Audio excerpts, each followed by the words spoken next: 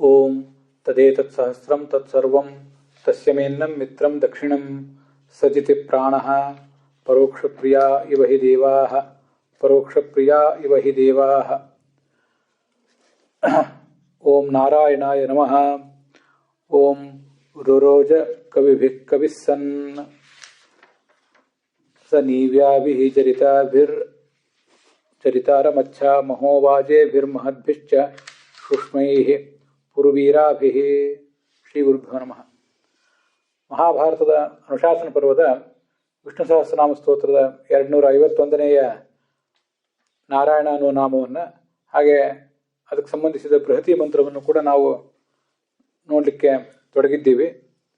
ಅದರಲ್ಲಿ ಆ ಬೃಹತಿ ಮಂತ್ರಕ್ಕೆ ಸಂಬಂಧಿಸಿದ ಮೂಲ ಋಗ್ವೇದದ ಮಂತ್ರದ ಅರ್ಥ ಏನು, ಸಾಯಣಾಚಾರ್ಯ ಬರೆದ ಅರ್ಥವನ್ನು ಕಳೆದ ದಿವಸ ನೋಡಿದ್ದೀವಿ. ಹಾಗೆ ಭಗವಂತಾಚಾರ್ಯರು ಕೂಡ ಮೂಲ ಋಗ್ವೇದದ ಮಂತ್ರಗಳಿಗೆ ಮಾಡಿದ ಅರ್ಥವನ್ನು ಗಮನಿಸಿದ್ದೀವಿ. ಸಂಪಾದಿತವಾದ ಬೃಹತಿ ಮಂತ್ರ ರಘುನಾಥ ಸ್ವಾಮಿಗಳ ದೃಷ್ಟಿಯಲ್ಲಿ ಅವರ ಸಂಪಾದನೆ ಕ್ರಮ ಮತ್ತು ಅವರು ಮಾಡಿದ ಅರ್ಥವನ್ನು ಕೂಡ ನೋಡಿದ್ದೇವೆ. ಅದಾದ ಬಳಿಕ ನಾನು ಹೇಳಿದ ಅನ್ವಯಾರ್ಥವನ್ನು ಕೂಡ ನೋಡಿದ್ದೀವಿ. ಇವತ್ತು ಅದರ ಭಾವಾರ್ಥ ನೋಡಬೇಕಾಗಿದೆ. ಅಲ್ಲಿ ಆ ಅನ್ವಯಾರ್ಥವನ್ನು ಇನ್ನೊಂದು ಬಾರಿ ನಾವು ಅವಲೋಕಿಸಬೇಕು. ರಘುನಾಥ ಸ್ವಾಮಿಗಳ ದೃಷ್ಟಿಯಲ್ಲಿ ರುರೋಜ ಅಂದರೆ ಭಗ್ನ ಮಾಡಿದ. ಯಾವುದನ್ನು ಭಗ್ನ ಮಾಡಿದ ಅಂದರೆ ಪಟ್ಟಣಗಳನ್ನು ಭಗ್ನ ಮಾಡಿದ. ಅದನ್ನು ಈ ಹಿಂದಿನ ಭಾಗದಲ್ಲಿ ಹೇಳಿದ್ದೆ. ಪಟ್ಟಣ ಅಂತನ್ನುವುದು ಈಗಿನ ಬೃಹತಿ ಮಂತ್ರದಲ್ಲಿ ಇಲ್ಲ, ಅದು ಹಿಂದಿನ ಬೃಹತಿ ಮಂತ್ರದಲ್ಲಿದೆ. ಭಗ್ನ ಮಾಡಿದ ಅಂತ ಕ್ರಿಯಾಪದ ಹೇಳಿದ ಮೇಲೆ ಅದಕ್ಕೆ ಕರ್ಮ ಬೇಕಾಯಿತು. ಕರ್ಮವನ್ನು ಹಿಂದಿನ ಮಂತ್ರದಿಂದ ತಗೊಳ್ಬೇಕು ಅಂತ ರಘುನಾಥ ಸ್ವಾಮಿಗಳ ಆಲೋಚನೆ. ಹಾಗೆ ಈ ಬಲ, ಭೋಗ ಮತ್ತು ಕುದುರೆ ಮೊದಲಾದ ಸಂಪತ್ತು ಇದೆಲ್ಲದರೊಂದಿಗೆ ಅಂತ ತೃತೀಯ ವಿಭಕ್ತಿ ಬಂದ ಮೇಲೆ ಅದರೊಂದಿಗೆ ನನ್ನ ಬಳಿಗೆ ಬಾ ಅಂತ ಭಗವಂತನ ಪ್ರಾರ್ಥನೆ ಮಾಡ್ದಂಗೆ. ಹಾಗಾದರೆ ಬಾ ಅಂತನ್ನುವುದನ್ನು ಮುಂದಿನ ಮಂತ್ರದಿಂದ ಅಧ್ಯಾಹಾರ ಮಾಡ್ಕೊಳ್ಬೇಕು. ಆ ಪ್ರಯಾಹಿ ಅಂತ, ಅದು ಕೂಡ ಈಗಿನ ಬೃಹತಿ ಮಂತ್ರದಲ್ಲಿ ಇಲ್ಲ. ಋಗ್ವೇದದಲ್ಲಿ ಮುಂದಿನ ಮಂತ್ರದಲ್ಲಿ ಆ ಪ್ರಯಾಹಿ ಅಂತಿದೆ, ಮತ್ತು ಪುರಃ ಪಟ್ಟಣಗಳು ಅಂತ ಹಿಂದಿನ ಮಂತ್ರದಲ್ಲಿದೆ. ಹೀಗೆಲ್ಲ ರಘುನಾಥ ಸ್ವಾಮಿಗಳ ವ್ಯಾಖ್ಯಾನದಲ್ಲಿ ಬಂದಿದೆ, ನಾವು ಅದನ್ನು ನೋಡಿದ್ದೇವೆ. ಆದರೆ ಈಗಿನ ಬೃಹತಿ ಮಂತ್ರದ ಸ್ವರೂಪ ಏನಿದೆ, ಬೃಹತಿ ಮಂತ್ರದ ಸ್ವರೂಪ ಏನಿದೆ ಮತ್ತು ಅದರಲ್ಲಿ ಯಾವ ಶಬ್ದಗಳಿವೆ ಅವುಗಳ ಮೂಲಕವೇ ಅನ್ವಯಾರ್ಥ ಹೇಳಬೇಕು. ಹಾಗೆ ಮಾಡಿದರೆ ಆ ಮಂತ್ರಕ್ಕೊಂದು ಅಖಂಡ ಅರ್ಥವನ್ನು ನಾವು ಚಿಂತನೆ ಮಾಡಿದಾಗ ಆಗ್ತದೆ. ತೀರಾ ಅನಿವಾರ್ಯ ಆದಾಗ ಅಧ್ಯಾಹಾರ ಮಾಡ್ಕೊಳ್ಬಾರ್ದು ಅಂತ ನಾನು ಹೇಳ್ತಿಲ್ಲ, ಆದರೆ ಸಾಧ್ಯವಾದಷ್ಟು ಅಧ್ಯಾಹಾರಗಳನ್ನು ತಪ್ಪಿಸ್ಬೇಕು. ಅದಕ್ಕಾಗಿ ಈ ರುರೋಜ ಅಂತ ಏನಿದೆ, ಭಗ್ನ ಮಾಡಿದ ಅಂತ, ಆ ರುರೋಜ ಅನ್ನೋದನ್ನು ಜರಿತಾರಂ ಅಂತನ್ನುವಂಥ ಕರ್ಮಕ್ಕೆ ನಾನು ಅನ್ವಯ ಮಾಡ್ಕೊಂಡಿದ್ದೇನೆ. ನಾರಾಯಣ ಇಂದ್ರ ಇಲ್ಲಿ ಕರ್ತೃ, ರುರೋಜ ಅಂತ ಅದರ ಕರ್ತೃ, ಅದರ ಕ್ರಿಯಾಪದ. ಅದಕ್ಕೆ ಜರಿತಾರಂ ಅಂತ ಅನ್ನೋದು ಕರ್ಮ. ಜರಿತಾರಂ ಅಂತ ಅನ್ನೋದಕ್ಕೆ ಉಳಿದ ಎಲ್ಲ ವ್ಯಾಖ್ಯಾನಕಾರರು ಕೂಡ ಸ್ತೋತ್ರ ಮಾಡುವವನು ಅಂತ ಅರ್ಥ ಮಾಡಿದರೆ, ನಾನು ಆ ವಯೋಹಾನಿ ಮಾಡಿಕೊಂಡವನು, ವಯೋಹಾನು ಅನ್ನೋ ಧಾತುವಿನ ಮೂಲಕ ಯಾರು ವ್ಯರ್ಥವಾಗಿ ವಯಸ್ಸನ್ನು ಹಾನಿ ಮಾಡಿಕೊಂಡಿದ್ದಾನೆ ಅವನು ಜರಿತ. ಅಥವಾ ಈ ಭಗವಂತನನ್ನು ಜರಿಯುವವನು, ಭಗವಂತನನ್ನ ಭಾಗವತನನ್ನ ಜರಿಯುವವನು ಯಾರಿದ್ದಾನೆ, ನಿಂದಿಸುವವನು ಯಾರಿದ್ದಾರೆ ಅವನು ಜರಿತ. ಇವರಿಬ್ಬರನ್ನ ನಾವು ಕರ್ಮ ಅಂತ ಇಟ್ಕೊಂಡು ಅವರನ್ನ ಈ ಭಗವಂತ ಭಗ್ನ ಮಾಡ್ತಾನೆ, ಅವರನ್ನು ಮಣಿಸ್ತಾನೆ, ಸದೆ ಬಡಿತಾನೆ ಅನ್ನೋ ಅರ್ಥವನ್ನು ಹೇಳಿದೆ. ಹೀಗೆ ನಾನು ಹೇಳಿದ ಅರ್ಥದಲ್ಲಿ ಬೇರೆ ಯಾವ ಮಂತ್ರದಿಂದಲೂ ಕೂಡ ಏನನ್ನೂ ಅಧ್ಯಾಹಾರ ಮಾಡುವ ಪ್ರಸಂಗ ಬರಲಿಲ್ಲ. ಅದಕ್ಕಾಗಿ ಈ ಅರ್ಥ ಹೇಳಿದ್ದೆ. ಮತ್ತೆ ನಾರಾಯಣ ಅನ್ನೋ ಶಬ್ದಕ್ಕೆ ಪ್ರಸಿದ್ಧವಾದ ಅರ್ಥಗಳು ನೀರ ಮೇಲೆ ಮಲಗಿದವನು, ಎಲ್ಲ ತತ್ವಗಳಲ್ಲಿ ಸನ್ನಿಹಿತನಾದವನು ಅನ್ನೋ ಅರ್ಥವನ್ನೆಲ್ಲ ನಾವು ನೋಡಿ ಆಗಿತ್ತು. ಅಲ್ಲಿ ನರರು ಅಂದರೆ ವ್ಯರ್ಥವಾಗಿ ಜೀವನ ನಡೆಸುವಂಥ ವ್ಯಕ್ತಿಗಳು. ಅವರೆಲ್ಲರನ್ನ, ಅವರ ಗುಂಪನ್ನು ಆಯಯತಿ, ಅಯಗತವು ಅನ್ನೋ ಧಾತುವಿನ ಮೂಲಕ ಅದರ ನಿಜಂತದಲ್ಲಿ ನಾವು ಇಟ್ಕೊಂಡ್ರೆ ಅವರೆಲ್ಲರನ್ನು ಸನ್ಮಾರ್ಗದಿಂದ ಚ್ಯುತರನ್ನಾಗಿ ಮಾಡ್ತಾನೆ. ನಾರಂ ಆಯಯತಿ ಇತಿ ನಾರಾಯಣ ಅನ್ನೋ ಅರ್ಥವನ್ನು ನಮಗೆ ಹೇಳಲಿಕ್ಕೆ ಸಾಧ್ಯ ಆಗಿತ್ತು. ಹಾಗಾಗಿ ನಾರಾಯಣ ಅಂದರೆ ವ್ಯರ್ಥವಾದ ಜೀವನವನ್ನು ನಡೆಸುವವರನ್ನು ಆತ ದೂರ ಇಡ್ತಾನೆ ಭಗವಂತ, ಸನ್ಮಾರ್ಗದಿಂದ ಚ್ಯುತರನ್ನಾಗಿ ಮಾಡ್ತಾನೆ ಅಂತ ಅರ್ಥ ಆಗ್ತದೆ. ಅದನ್ನು ಬೃಹತಿ ಮಂತ್ರ ಜರಿತಾರಂಭ ಭಂಜ ಎಂಬ 2 ಮಾತುಗಳಿಂದ ವ್ಯಾಖ್ಯಾನಿಸಿದೆ. ಅದಲ್ಲದೆ ಕವಿಭಿಸ್ಸನ್ ಅಂತ ಅಲ್ಲೊಂದು ಮಾತಿದೆ. ಕವಿಗಳು ಅಂದರೆ ಜ್ಞಾನಿಗಳಾದ ದೇವತೆಗಳು. ಆ ದೇವತೆಗಳ ಜೊತೆಗೂಡಿ ಈತ ಯಾವತ್ತೂ ಸಂಚಾರ ಮಾಡ್ತಿರ್ತಾನೆ ಅಂತ ಬಂದಿದೆ. ಆ ದೇವತೆಗಳ ಜೊತೆಗೂಡಿ ಇರ್ತಾನೆ ಅಂತ ಹೇಳಿದ್ರಿಂದ ಆತ ತತ್ವಾಭಿಮಾನಿ ದೇವತೆಗಳ ಸಂಗಡ ಇರ್ತಾನೆ ಅಂತನ್ನೋದನ್ನು ಕೂಡ ನಾವು ತೋರಿಸಿದಾಗಾಯಿತು. ನರಾಜ್ಯಾತಾನಿ ತತ್ವಾನಿ ಅಂತ ಅನುಶಾಸನ ಪರ್ವದಲ್ಲಿ ಬಂದಂಥ ಆ ಮಾತನ್ನು ನಾವು ನೋಡಿದ್ದೀವಿ. ಎಲ್ಲ ತತ್ವಗಳು ಈ ಭಗವಂತನ ಸನ್ನಿಧಾನಕ್ಕೆ ಪಾತ್ರವಾದವುಗಳು. ನಾರಾಯಣ ಅಂದರೆ ಆ ತತ್ವಗಳಲ್ಲಿ ಸನ್ನಿಹಿತನಾದವನು ಅಂತಿಷ್ಟು ಅರ್ಥ ಆಗ್ತದೆ. ಅಂಥ ಭಗವಂತನನ್ನ ಅವನು ಈ ದುಷ್ಟರನ್ನ, ರಾಜಸರನ್ನ ದೂರ ಇಟ್ಟವನು, ತಾಮಸರನ್ನ ಸದೆ ಬಿಡದವನು. ಒಂದು ವೇಳೆ ಜರಿತಾದ ಸ್ತೋತ ಅಂತ ಅರ್ಥ ಮಾಡಿದರೂ ಕೂಡ ಆ ಸ್ತೋತ್ರವಿಗೆ ಪರೀಕ್ಷೆ ಮಾಡಲಿಕ್ಕೋಸ್ಕರ ಅನೇಕ ಐಹಿಕ ಪದಾರ್ಥಗಳನ್ನು ಕೊಡ್ತಾನೆ. ಐಹಿಕ ಪದಾರ್ಥಗಳನ್ನು ಪಡೆದ ಆ ಭಕ್ತ ಅದರಲ್ಲೇ ಮಗ್ನನಾಗಿ ಬಿಡ್ತಾನೋ ಅಥವಾ ಅದನ್ನು ದಾಟಿ ಮೇಲೆ ಬರ್ತಾನೋ ಅಂತ ನೋಡುವುದು ಭಗವಂತನ ಉದ್ದೇಶ ಆಗಿರ್ತದೆ ಅಂತನೋ ಅರ್ಥವನ್ನು ಕೂಡ ನೋಡಿದ್ದೀವಿ. ಇನ್ನು ಅದಕ್ಕೆ ಭಾವಾರ್ಥ, ಇಷ್ಟೆಲ್ಲ ಈ ಅನ್ವಯಾರ್ಥ ಹೇಳುವಾಗಲೇ ಹೆಚ್ಚು ಕಡಿಮೆ ಅದರ ಭಾವಾರ್ಥವನ್ನು ಕೂಡ ಹೇಳಿದ್ದೇನೆ. ಮತ್ತೊಮ್ಮೆ ಆದರೂ ಅದರ ಭಾವಾರ್ಥವನ್ನು ಹೇಳುವ ಪ್ರಯತ್ನ ಮಾಡ್ತೇನೆ. ಸರ್ವಜ್ಞನೂ ಸರ್ವಗುಣ ಪರಿಪೂರ್ಣನೂ ಸರ್ವೋತ್ತಮನೂ ಆದಂಥ ಭಗವಂತನೇ, ನೀನು ಲಕ್ಷ್ಮೀ ಬ್ರಹ್ಮ ಮೊದಲಾದ ತತ್ವಮಾನಿ ದೇವತೆಗಳಲ್ಲಿ ಯಾವತ್ತೂ ಕೂಡ ಸನ್ನಿಹಿತನಾಗಿರುತ್ತೆ.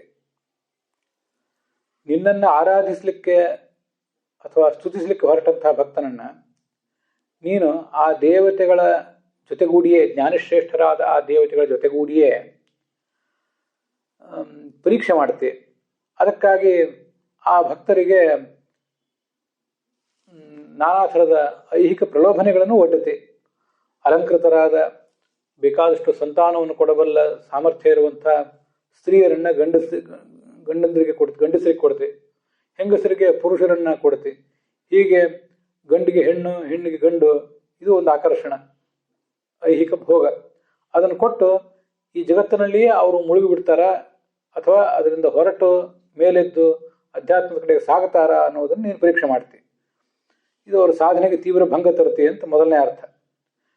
ನಿನ್ನನ್ನು ಆರಾಧನೆ ಮಾಡದೆ ಆಯುಷ್ಯ ಹಾಳು ಮಾಡಿಕೊಳ್ಳುವಂಥ ರಾಜಸ ಏನಿದ್ದಾನೆ ಅವನಿಗೂ ಕೂಡ ನೀನು ಬಹಳ ಸಂತಾನ ಕೊಡಬಲ್ಲಂತಹ ಅಲಂಕೃತ ಸ್ತ್ರೀಯರನ್ನು ಕೊಡ್ತೀವಿ, ವಿಪುಲ ಭೋಗಗಳನ್ನು ಕೊಡ್ತೀವಿ.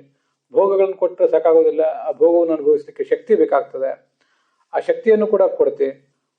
ಅಂಥ ಆ ರಾಜಸನಾದ ವ್ಯಕ್ತಿಯನ್ನ ನೀನು ಈ ಎಲ್ಲ ಜ್ಞಾನಿಗಳಾದಂತಹ ದೇವತೆಗಳ ಜೊತೆಗೂಡಿ ಅವರನ್ನು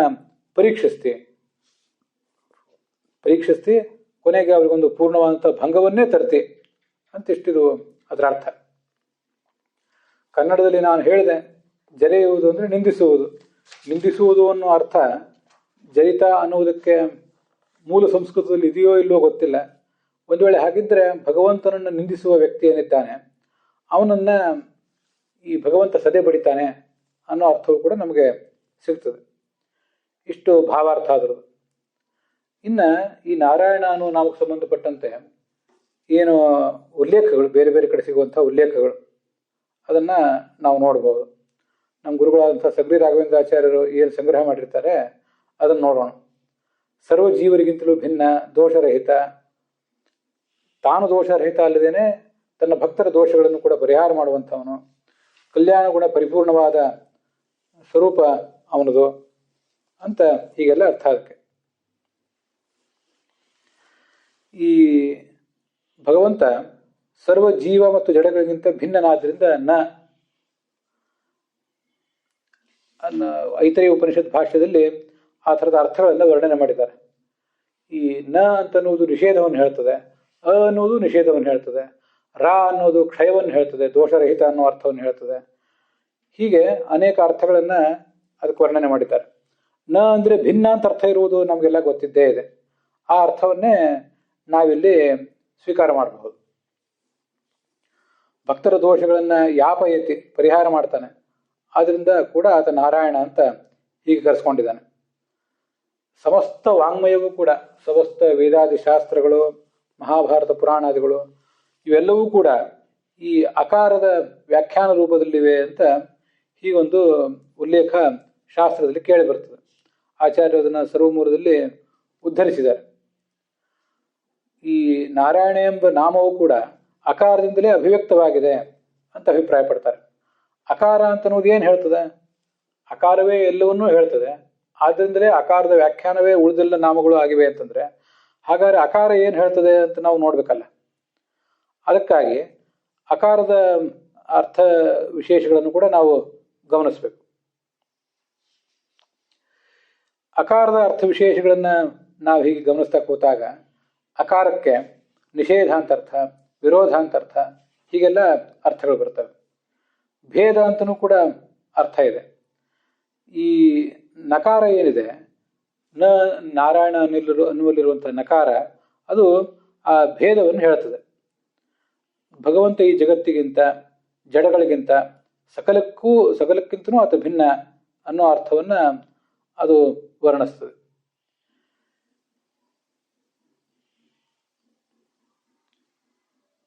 ಏಕಾರ್ಥತ್ವಾದಕಾರೋಸೌ ನಕಾರತ್ವ ಉಪಾಗತಃ ದೀರ್ಘೀಭೂತಃ ಪುನಸ್ತೇನೆ ವಾಕಾರೇಣ ಸಹ ಸ್ಥಿತಃ ಅಂತ ಇದು ಐತರಿ ಉಪನಿಷತ್ ಭಾಷ್ಯದಲ್ಲಿ ಬರುವಂಥ ಮಾತು.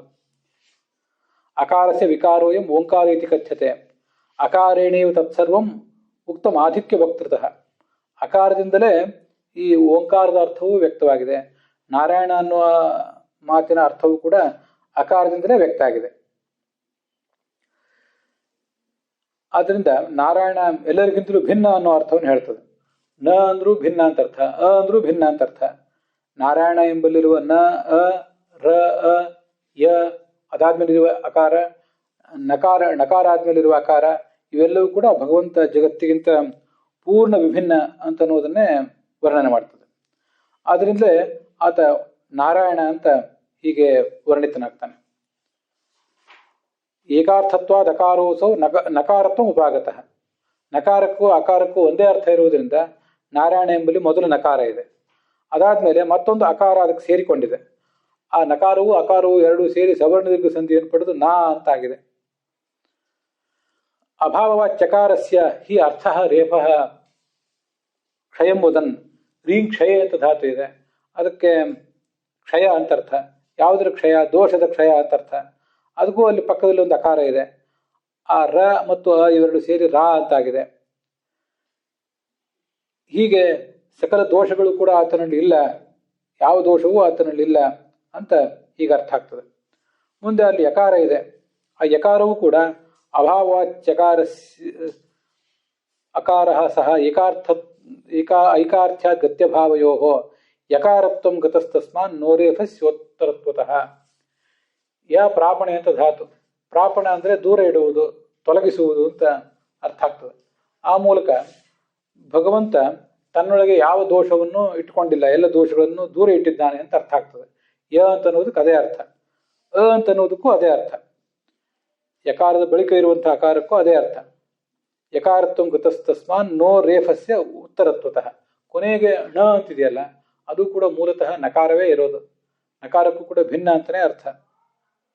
ಅದು ಆ ರಕಾರದ ಸಂಬಂಧದಿಂದಾಗಿ ನಕಾರವಿದ್ದದ್ದು ನಕಾರ ಆಗಿದೆ ಅಷ್ಟೆ. ನತ್ವಂ ಗತೋ ಶಕಾರೋಸೌ ನೋ ವಿರುದ್ಧಾರ್ಥ ವಾಚಕ. ಅನ್ಯತ್ವಾತ್ ಸರ್ವಜೀವೇಭ್ಯ, ಎಲ್ಲ ಜೀವಿಗಳಿಂತಲೂ ಭಿನ್ನ, ಜಡಕ್ಕಿಂತಲೂ ಭಿನ್ನ. ಸರ್ವದೋಷೋಜ್ಜಿತತ್ವಾಚ್ಚ, ಎಲ್ಲ ದೋಷರಹಿತನೂ ಆಗಿದ್ದಾನೆ. ಸರ್ವತೋಪ್ಯಧಿಕತ್ವತಃ, ಎಲ್ಲರಿಗಿಂತಲೂ ಭಿನ್ನನೂ ಕೂಡ ಆಗಿದ್ದಾನೆ. ನಿರಾಸನಾಚ್ಚ ದೋಷಾಣಂ, ಎಲ್ಲ ದೋಷಗಳನ್ನು ಆತ ದೂರ ಇಟ್ಟಿದ್ದಾನೆ. ಸ್ವಭಕ್ತೇಭ್ಯ ಸಮಂತತಃ ಸರ್ವದೋಷ ವಿರುದ್ಧ ಗುಣಪೂರ್ಣ ಸ್ವರೂಪತಃ ನಾರಾಯಣ ಅಂತ ಅವನು ವರ್ಣನೆ ಮಾಡ್ತಾರೆ. ಇದು ಆ ಅಕಾರದ ಅರ್ಥ. ಅಕಾರದ ಅರ್ಥ ವಿಸ್ತಾರವನ್ನೇ ಈ ನಾರಾಯಣ ಅಂತನಲ್ಲಿರುವ ನ, ಅ, ರ, ಯ, ಅಕಾರ ಇವೆಲ್ಲವೂ ಕೂಡ ಅವುಗಳನ್ನೇ ವರ್ಣನೆ ಮಾಡಿದೆ ಅಂತ ನಾವು ತಿಳ್ಕೊಳ್ಬೇಕು. ಅನ್ಯತಾ ಚ ನಿಷೇಧಶ್ಚ ವಿರುದ್ಧತ್ವಮಿತಿ ತ್ರಯ ಅಕಾರಾರ್ಥ. ಭಿನ್ನ ಅಂತರ್ಥ ಅಕಾರಕ್ಕೆ, ನಿಷೇಧ ಅಂತರ್ಥ, ಹಾಗೆ ವಿರುದ್ಧ ಅಂತರ್ಥ. ಈ ಎಲ್ಲ ಅನೇಕ ಅರ್ಥಗಳು ಐತರೇಯ ಉಪನಿಷತ್ ಭಾಷ್ಯದಲ್ಲಿ ಆಚಾರ್ಯರು ವರ್ಣನೆ ಮಾಡಿದ್ದಿದೆ. ಆದ್ದರಿಂದ ಈ ನಮಗೆ ಬೇಕಾದಂತಹ ಎಲ್ಲ ಅರ್ಥಗಳು ಕೂಡ ಆ ಮೂಲಕ ಸಿಗ್ತವೆ. ಅಲ್ಲಿ ನಾವೀಗಾಗಲೇ ನೋಡಿದಂತೆ ತನ್ನಲ್ಲಿರುವ ದುರ್ಗುಣಗಳನ್ನು ದೂರ ಇಟ್ಟವ. ದುರ್ಗುಣಗಳನ್ನು ಮಾತ್ರ ಅಲ್ಲ, ಯಾರು ಈ ಜೀವನದಲ್ಲಿ ವ್ಯರ್ಥವಾದ ಜೀವನ ನಡೆಸ್ತಾ ಇದ್ದಾರೆ, ಅಧ್ಯಾತ್ಮದ ಕಡೆಗೆ ತಿರುಗಿಯೇ ನೋಡಿಲ್ಲ, ಅಂಥವರನ್ನ ಆ ಭಗವಂತ ಸನ್ಮಾರ್ಗದಿಂದ ಚ್ಯುತರನ್ನಾಗಿ ಮಾಡ್ತಾನೆ. ಅವರಿಗೆ ಆ ಭಗವಂತ ಸಿಗೋದಿಲ್ಲ ಅಂತ ಅದರ ತಾತ್ಪರ್ಯ. ನಾರೈ ಸಹ ಈಯತೆ ಇತಿ ನಾರಾಯಣ. ಸಕಲ ಗುಣಗಳು ಕೂಡ ಈತನಲ್ಲಿ ನೆಲೆ ಮಾಡಿಕೊಂಡಿವೆ. ಈತನನ್ನು ಬಿಟ್ಟು ಆ ಗುಣಗಳು ಎಲ್ಲಿಯೂ ಕೂಡ ಬೇರೆಯವರಲ್ಲಿ ಸಿಗುವಂಥವಲ್ಲ. ಅದಕ್ಕಾಗಿ ಆತ ನಾರಾಯಣ ಅಂತ ಕರೆಸ್ಕೋತಾನೆ. ಅಥಾತೋ ಬ್ರಹ್ಮ ಜಿಜ್ಞಾಸ ಅನ್ನುವಲ್ಲಿ ಮೊದಲನೇ ಸೂತ್ರದಲ್ಲಿ ಬ್ರಹ್ಮನ ಜಿಜ್ಞಾಸೆ ಮಾಡಬೇಕು ಅಂತ ಬಂದಿದೆ. ಅಲ್ಲಿ ಗುಣಪೂರ್ಣನಾದವನೇ ನಾರಾಯಣ ಅಂತ ವರ್ಣನೆ ಮಾಡಿದ್ದಾರೆ. ನಾರಾಯಣ ಅಂದ್ರು ಬ್ರಹ್ಮ ಅಂದ್ರು ಒಂದೇ ಅರ್ಥ, ಬೃಹಿ ವೃದ್ಧವತ್ತು ಧಾತು. ಹಾಗಾಗಿ ಗುಣಪೂರ್ಣನಾದ ನಿತ್ಯ ಪ್ರವೃದ್ಧನಾದಂಥ ಆ ಬ್ರಹ್ಮನೇ ನಾರಾಯಣ ಅಂತ ಕರೆಸ್ಕೊತಾನೆ. ಹೀಗೆ ಬ್ರಹ್ಮ ಜಿಜ್ಞಾಸ ಅಂದರೆ ನಾರಾಯಣನ ಜಿಜ್ಞಾಸೆ ಅಂತಲೇ ಅರ್ಥ. ಅದನ್ನೇ ಆಚಾರ್ಯರು ನಾರಾಯಣಂ ಗುಣೈಸ್ಸರ್ವೈರ್ ಉದೀರ್ಣಂ ಅನ್ನುವ ಅರ್ಥವನ್ನು ತೋರಿಸಿದ್ದಾರೆ. ದೋಷರಹಿತ ಅಂತ ಅರ್ಥ. ಶ್ರವಣ ಮರಣಾದಿಗಳಿಂದ ನಮಗೆ ಜ್ಞೇಯ. ಆತ್ಮಾವ ಅರೇ ದ್ರಷ್ಟವ್ಯ ಶ್ರೋತವ್ಯೋ ಮಂತವ್ಯೋ ನಿಧಿಧ್ಯಾಸಿತವ್ಯ. ಭಗವಂತನನ್ನು ನಾವು ನೋಡಬಹುದು. ಅದಕ್ಕಾಗಿ ಏನು ಮಾಡಬೇಕು? ಬೇಕಾಬಿಟ್ಟಿಯಾಗಿ ವ್ಯರ್ಥವಾದ ಜೀವನವನ್ನು ನಡೆಸಿದರೆ ಲೌಕಿಕ ಭೋಗಗಳಲ್ಲಿ ಮುಳುಗಿದವರಿಗೆ ಭಗವಂತನನ್ನು ನೋಡ್ಲಿಕ್ಕಾಗೋದಿಲ್ಲ. ಅದಕ್ಕಾಗಿ ಮೊದಲು ಎಲ್ಲವನ್ನೂ ತೊರೆದು ಶ್ರವಣ ಮಾಡಬೇಕು. ಶ್ರವಣ ಮಾಡಿದ್ದನ್ನು ಮನನಕ್ಕೆ ಒಳಪಡಿಸ್ಬೇಕು. ಅದಾದಮೇಲೆ ನಾವು ಧ್ಯಾನ ಮಾಡಬೇಕು. ಇಷ್ಟೆಲ್ಲ ಮಾಡಿದಾಗ ಆ ಭಗವಂತನನ್ನು ನಾವು ನೋಡಬಹುದು ಅಂತ ಅದರ ತಾತ್ಪರ್ಯ ಆಗ್ತದೆ. ಈ ದೋಷ, ಅರ, ಛಿದ್ರ ಇವೆಲ್ಲವೂ ಕೂಡ ಪರ್ಯಾಯ ಪದಗಳು. ಆದ್ದರಿಂದ ಈ ಗುಣ ಅರ ಅಂದರೆ ದೋಷ, ನಾರ ಅಂದರೆ ಗುಣಗಳು. ಅದಕ್ಕೆ ಆಶ್ರಯನಾದವನೇ ನಾರಾಯಣ. ಬ್ರಹ್ಮಶಬ್ದ ಅಂತ ಅನ್ನೋದು ಕೂಡ ಗುಣಪೂರ್ಣತ್ವವನ್ನೇ ವರ್ಣನೆ ಮಾಡ್ತದೆ. ಅಥೋ ನಾರಾಯಣ ಸೇವ ಜಿಜ್ಞಾಸಾತ್ರ ವಿಧೀಯತೆ. ಬ್ರಹ್ಮ ಜಿಜ್ಞಾಸ ಅಂದರೆ ನಾರಾಯಣನ ಜಿಜ್ಞಾಸೆಯನ್ನೇ ಮಾಡಿದಾಗಾಯಿತು. ಇನ್ನು ದೋಷರಹಿತ ಹೇಗೆ ಅಂದರೆ ಗುಣೈಸ್ಸರ್ವೈರ್ ಉದೀರ್ಣಂ ದೋಷವರ್ಜಿತಂ ಅಂತ ಬ್ರಹ್ಮಸೂತ್ರ ಭಾಷ್ಯದಲ್ಲಿದೆ. ಅರ ಅಂದರೆ ದೋಷ, ಆ ದೋಷ ಇಲ್ಲದೇ ಇದ್ದವನು. ಅರಾಯಣ ಅಂದರೆ ದೋಷ ಇದ್ದವನು, ನಾರಾಯಣ ಅಂದರೆ ದೋಷ ಇಲ್ಲದವನು. ನಾರಂ ಅಂದರೆ ಚೇತನ ವಿಶೇಷ ಸಂಬಂಧಿತ್ವ ಜ್ಞಾನಂ. ತತ್ವಪ್ರದೀಪ ಮೊದಲಾದ ಕಡೆ ಈ ಅರ್ಥಗಳು ಬಂದಿವೆ. ಸಾತ್ವಿಕರಾದ ಚೇತನರಲ್ಲಿ ನಾರ ಅಂದರೆ ತತ್ವಜ್ಞಾನ ಇರ್ತದೆ. ಆ ತತ್ವಜ್ಞಾನಕ್ಕೆ ಈತ ಗಮ್ಯ ವಿಷಯ. ಆದ್ದರಿಂದ ಆತ ನಾರಾಯಣ. ನ ರೀಯಂತೆ ಐತಿ ನರಾಹ. ರೀಂ ಕ್ಷಯ ಅಂತ ಧಾತು ಇರೋದ್ರಿಂದ ಯಾರು ನಾಶ ಹೊಂದುತ್ತಾರೋ ಅವರು ಈ ರಾಜಸರು ಮತ್ತು ತಾಮಸರು. ಆದರೆ ಯಾವತ್ತೂ ಅಂಥ ನಾಶ ಹೊಂದದೇ ಇರುವವರು ಮುಕ್ತರು. ಅವರಿಗೆ ಈ ಭಗವಂತ ಆಶ್ರಯ. ಮುಕ್ತರಿಗೆ ಮುಕ್ತಾನಾಂ ಪರಮಾಗತಿ ಎಂದು ವಿಷ್ಣು ಸಹಸ್ರನಾಮವೇ ಅವನನ್ನು ವರ್ಣನೆ ಮಾಡಿದೆ. ಆದ್ದರಿಂದ ಆತ ನಾರಾಯಣ ಅಂತ ಕರೆಸ್ಕೋತಾನೆ. ಮತ್ತೆ ನಾವು ಇದನ್ನು ನೋಡಿದ್ದೀವಿ. ನಾರಾಯಣ ಅಂದರೆ ಜಲವೇ ಅವನ ನಿವಾಸ ಸ್ಥಾನ ಅಂತ. ಜಲ ಇವನಿಗೆ ಆಶ್ರಯ ಕೊಟ್ಟಿದೆ. ಇದು ಪ್ರಸಿದ್ಧವಾದ ಉಲ್ಲೇಖ. ಆಪೋ ನಾರಾಯತಿ ಖ್ಯಾತಾ ತಾಸಾ ಅಯನಮಾದಿತಃ ಇತಸ್ತ್ವಂ ಭೂತಭವ್ಯೇಶ ತನ್ನಾರಾಯಣ ಶಬ್ದಿತಃ ಅಂತ.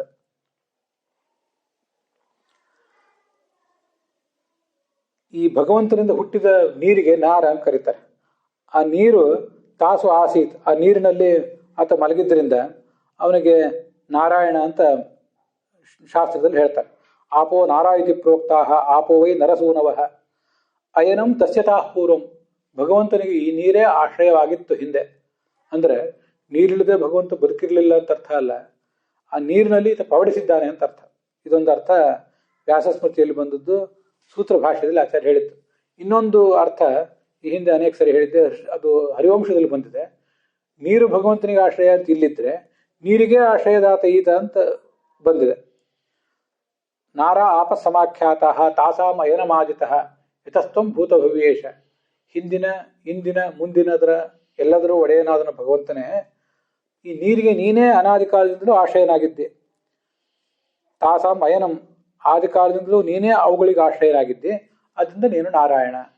ಇಲ್ಲಿ ಹಿಂದೆ ನಾರಾಹ ಅಯನಂ ಯಶಸಃ ಅಂತ ಬಹುರೀಹಿ ಸಮಾಸ ವ್ಯಾಸಸ್ಮೃತಿ ಬ್ರಹ್ಮಸೂತ್ರ ಭಾಷ್ಯದಲ್ಲಿ ಬಂದಿದ್ದು ನಾವು ಇಟ್ಕೊಂಡ್ರೆ, ನಾರಾಹ ಅಯನಂ ಅಂದರೆ ವಿಗ್ರಹ ರೂಪಂ, ಯಶಸಃ ನಾರಾಯಣ. ಈ ನಾರಾಯಣಂ ಅಯನಂ ನಾರಾಯಣ ಅಥವಾ ನಾರಾಯಣಂ ಅಯನಃ ನಾರಾಯಣ ಅಂತ ಮಾಡಿದಾಗ ಅದು ನೇರವಾಗಿಯೇ ಬಹುರೀಹಿ ಸಮಾಸವಿಲ್ಲದೆ ಷಟ್ಟಿದ ಪುರುಷದ ಮೂಲಕವೇ ಭಗವಂತನನ್ನು ಹೇಳ್ತದೆ. ಮತ್ತೆ ಅಯನಃ ಅಂತ ನಪುಂಸಕಲಿಂಗ ಇಟ್ಕೊಂಡು ಆಮೇಲೆ ಬಹುರೀಹಿ ಆದಮೇಲೆ ಅದು ಪುಲ್ಲಿಂಗ ಆಯಿತು ಅಂತ ನಾವು ಭಾವಿಸಬೇಕಾಗಿಲ್ಲ. ಈ ಸ್ತ್ರೀಗುಣ ಪುಂಗುಣಾಶ್ಚೈವ ನಪುಂಸಕ ಗುಣ ಅಪಿ ಯದಧೀನ ವ್ಯತ್ಯಯ ಸ್ಯಾತ್. ಭಗವಂತ ಎಲ್ಲ ಲಿಂಗಗಳಿಂದಲೂ ವಾಚ್ಯ. ಅಯನಃ ಅಂತ ಅವನನ್ನೇ ನಾವು ಪುಲ್ಲಿಂಗದಲ್ಲಿ ಹೇಳಿದ್ರು ಕೂಡ ಏನು ತಪ್ಪಿಲ್ಲ ಅಂತ ಅನ್ನೋದನ್ನ ಗೋವಿಂದಾಚಾರ್ಯರು ಮೊದಲಾದವರು ಹೇಳೇ ಇದ್ದಾರೆ.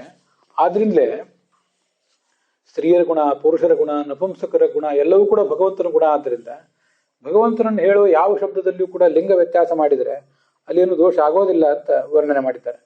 ಆದ್ದರಿಂದ ನೀರಿಗೆ ಇವನು ಆಶ್ರಯ ಅಂತ ಅದರ ತಾತ್ಪರ್ಯ ಆಗ್ತದೆ. ಯಶ್ಯೇತೆ ಪ್ರಳಯೋ ವಿಷ್ಣು ಶೂನ್ಯನಾಮ ನಿರಾಕೃತಿ ಸತು ನಾರಾಯಣೋ ನಾಮ ನರಾಣಾಂ ಅಯನತ್ವತಃ. ಇದು ಕೂಡ ಭಾಗವತ ತಾತ್ಪರ್ಯದಲ್ಲಿ ಬಂದಿರುವಂತಹ ಒಂದು ವಿಚಾರ. ಜೀವರ ಸಮೂಹಕ್ಕೆ ಆಶ್ರಯ ಅಂತ ಅರ್ಥ. ಶೂನ್ಯನಾಮ ಮಹಾಕೃತಿ, ಅವನು ನರಾಣಾಂ ಅಯನತ್ವತಃ, ಎಲ್ಲ ಜನರಿಗೂ ಆಶ್ರಯ ಕೊಟ್ಟವನು. ಆದ್ರಿಂದ ಆತನನ್ನ ನಾರಾಯಣ ಅಂತ ಕರೆಯುವುದನ್ನೇ ನಾರಾಯಣ ಅಂತ ಕರೀತಾರೆ. ನಾರ ಅಂದ್ರೆ ಜನರ ಸಮೂಹ, ಅದಕ್ಕೆ ಆಶ್ರಯ ಕೊಟ್ಟವನಾದ್ರಿಂದ ಆತ ನಾರಾಯಣ ಅಂತ ವಾಚ್ಯನಾಗ್ತಾನೆ. ಹೀಗೆ ಆ ಭಗವಂತನನ್ನ ನಾರಾಯಣ ಎಂಬ ಶಬ್ದಗಳು ಈ ತರ ಬೇರೆ ಬೇರೆ ದೃಷ್ಟಿಯಿಂದ ವರ್ಣನೆ ಮಾಡ್ತವೆ.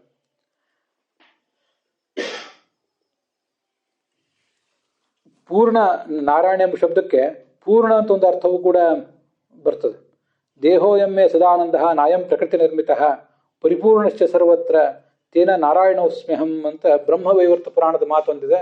ಆಚಾರ್ಯ ಅದನ್ನು ಗೀತಾ ಪ್ರಸ್ಥಾನದಲ್ಲಿ ಉದ್ಧರಿಸಿದ್ದಾರೆ. ನನ್ನ ಈ ದೇಹ ಸದಾನಂದ, ಇದಕ್ಕೆ ಯಾವತ್ತೂ ಕೂಡ ದುಃಖ ಅಂತ ಅನ್ನೋದಿಲ್ಲ, ಮತ್ತೆ ಇದು ಪ್ರಕೃತಿಯಿಂದ ನಿರ್ಮಿತವಾದದ್ದಲ್ಲ, ಮತ್ತು ಇದು ಪರಿಪೂರ್ಣವೂ ಹೌದು. ಆದ್ದರಿಂದ ನನ್ನನ್ನು ನಾರಾಯಣ ಅಂತಾರೆ. ಆ ಬ್ರಹ್ಮವೈವರ್ತ ಪುರಾಣದಲ್ಲಿ ನಾರಾಯಣ ಎಂಬ ಶಬ್ದಕ್ಕೆ ಅರ್ಥಗಳನ್ನು ಹೇಳಿದ್ದಾರೆ, ಅದರ ವಿಗ್ರಹಗಳನ್ನ ಅಲ್ಲಿ ಹೇಳಲಿಲ್ಲ. ಅದರ ವಿಗ್ರಹಗಳನ್ನ ನಾವೇ ಊಹೆ ಮಾಡ್ಬೇಕಷ್ಟೆ. ಅದು ಹೇಗೆ ಅಂದ್ರೆ, ನಾರ ಅಂದ್ರೆ ದುಃಖಕ್ಕೆ ವಿರುದ್ಧವಾದಂಥ ಆನಂದ.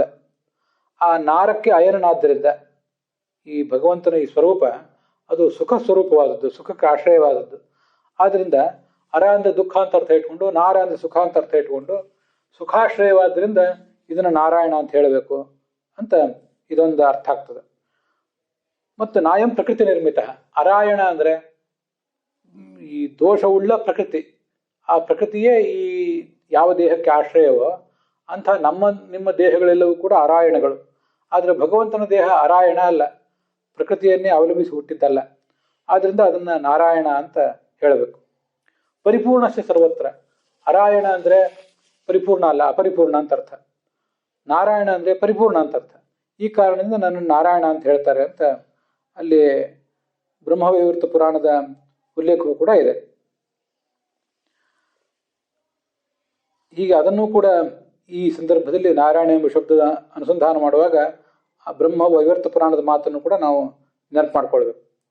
ಚರಾಚರ ಜಗತ್ತೆಲ್ಲವನ್ನು ಕೂಡ ತನ್ನ ಉದರದಲ್ಲಿ ಧರಿಸಿದವನು, ಆ ಅರ್ಥವನ್ನು ಕೂಡ ವರ್ಣನೆ ಮಾಡ್ತಾರೆ. ಅಯನ ಅಂದ್ರೆ ಆಶ್ರಯ, ಜಗತ್ತೆಲ್ಲದಕ್ಕೂ ಕೂಡ ಆತ ಆಶ್ರಯನಾಗಿದ್ದಾನೆ. ಚರಾಚರಂ ಜಗತ್ಕೃತ್ಸ್ನಂ ನಾರಮಿತ್ಯ ವಿಧೀಯತೆ. ನಾರಂ ಚರಾಚರಂ ಜಗತ್,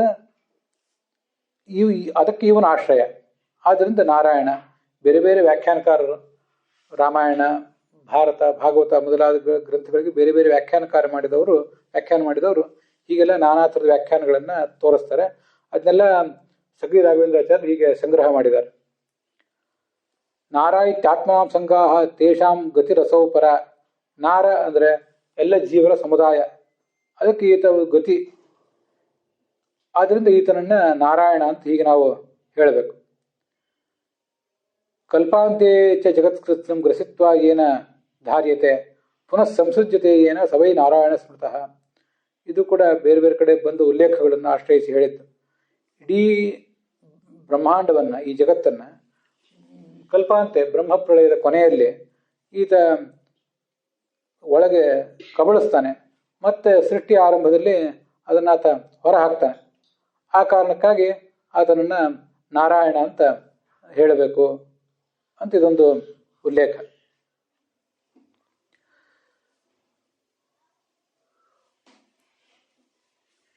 ಮತ್ತೆ ಚರಾಚರ ಜಗತ್ತಿಗೆ ಜ್ಞಾನವನ್ನು ಕೂಡ ಕೊಡುವವನು. ಆ ನರ ಅಂತಂದ್ರೆ ಚರಾಚರ ಜಗತ್ತು, ಅದಕ್ಕೆ ಜ್ಞಾನವನ್ನು ಕೊಡುವವನು ಅಂತನೂ ಅರ್ಥವನ್ನು ಕೆಲವರು ವ್ಯಾಖ್ಯಾನಕಾರರು ಮಾಡಿದ್ದಾರೆ. ಈ ವೇದದಿಂದ ಪ್ರತಿಪಾದ್ಯ ಅಂತ ಇನ್ನೊಂದು ಅರ್ಥ. ನಾರಗಳು ಅಂದ್ರೆ ವೇದಗಳು. ಆ ವೇದಗಳಿಂದ ಪ್ರತಿಪಾದ್ಯನಾದವನು ಈ ಭಗವಂತ. ಯಾಕೆ ವೇದಗಳನ್ನು ನಾರ ಅಂತ ಹೇಳಬೇಕು ಅಂದರೆ, ನರರು ಅಂದರೆ ಸಾಧಕರು. ಆ ಸಾಧಕರಿಗೆ ಉಪಕಾರಕವಾದವುಗಳು ಈ ವೇದಗಳು. ಯಾಕೆಂದರೆ ಅವರಿಗೆ ಸನ್ಮಾರ್ಗ ತೋರಿಸಿದಂಥವು. ಹೇಗೆ ಈ ಭಗವಂತನನ್ನು ತಿಳಿದು ಆ ಮೂಲಕ ಅವನನ್ನು ತಲುಪಬೇಕು ಅಂತನ್ನೋದನ್ನು ತೋರಿಸುವುದರಿಂದ ನಮಗೆಲ್ಲರಿಗೂ ಪರಮೋಪಕಾರಕವಾದದ್ದು ವೇದಗಳು. ಆ ವೇದಗಳಿಂದ ಈತ ಪ್ರತಿಪಾದ್ಯ ಆದ್ದರಿಂದ ಆತನನ್ನು ನಾರಾಯಣ ಅಂತ ಹೇಳಬೇಕು. ಅದಕ್ಕಾಗಿ ಆತನನ್ನು ನಾರಾಯಣ ಅಂತ ಈ ಒಂದು ಅರ್ಥದಿಂದ ಕೂಡ ಹೇಳಿದ್ದಾರೆ. ಸುಧಾದಲ್ಲಿ ಇತ್ಯಾದಿ ಕಡೆಗಳಲ್ಲಿ ಬೇರೆ ಬೇರೆ ಕಡೆ ಬಂದಿರುವಂತಹ ಅರ್ಥಗಳಿವು. ಸುಧಾ ಅದು ಮತ್ತು ಅದರ ಟಿಪ್ಪಣಿಗಳಲ್ಲಿ ಅನೇಕ ಜ್ಞಾನಿಗಳು ಹೇಳಿದಂಥ ಕೆಲವು ವ್ಯಾಖ್ಯಾನಗಳನ್ನು ಇವತ್ತು ನಾವು ನೋಡಿದ್ದೀವಿ. ಇನ್ನೂ ಅನೇಕ ವ್ಯಾಖ್ಯಾನಗಳನ್ನು ನಾರಾಯಣ ಎಂಬ ಶಬ್ದಕ್ಕೆ ನೋಡುವುದಿದೆ. ಅದನ್ನು ನಾಳೆ ದಿವಸ ನೋಡೋಣ. ಇಲ್ಲಿಗೆ ಇವತ್ತಿನ ಈ ಭಾಗ ಸಮಾಪ್ತವಾಗಿದೆ. ಹುಸಿಯ ನಾಡಿ ಹೊಟ್ಟೆ ಹೊರೆವ ವಿಷಯದಲ್ಲಿ ರಸಿಕನೆಂದು ಹುಸಿಗೆ ಹಾಕಿದಿರೋ ಇನ್ನು ಋಷಿಕೇಶನೇ, ಈಶನಿನ್ನ ಚರಣ ಭಜನೆ ಆಸೆಯಿಂದ ಮಾಡುವೆ, ದೋಷ ರಾಶಿ ನಾಶ ಮಾಡು ಶ್ರೀಶಕೇಶವ. ಶ್ರೀಕೃಷ್ಣಾರ್ಪಣಮಸ್ತು.